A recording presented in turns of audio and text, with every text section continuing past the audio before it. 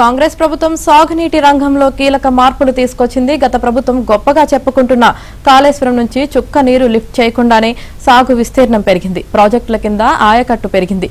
ధాన్యం దిగుబడిలోనూ రికార్డు సృష్టించింది తెలంగాణ ప్రభుత్వం. సీఎం రేవంత్ రెడ్డి తీసుకున్న నిర్ణయాలు దీనికి కారణమంటున్నారు.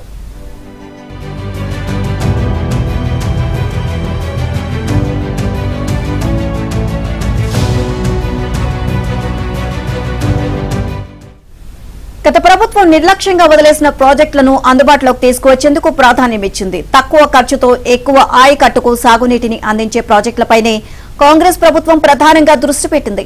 నీలం వాగు, పింప్రి ప్రాజెక్ట్, పాలెం వాగు, మత్తడి వాగు, ఎస్ఆర్ఎస్పీ స్టేజ్ 2, సదర్మట్ ప్రాజెక్టులపై ముందుగా ఫోకస్ చేసింది.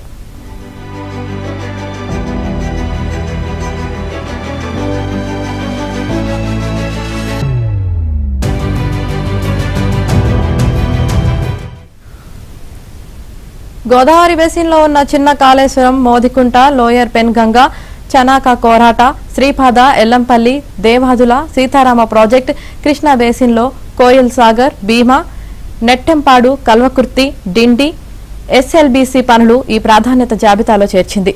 దేవాదుల ఎత్తిపోతల ప్రాజెక్టుకు అవసరమైన 2,947 ఎకరాల భూసేకరణ చేపట్టి 89,312 ఎకరాల కొత్త ఆయకట్టుకు నీరు అందించేందుకు ప్రభుత్వం చర్యలు చేపట్టింది.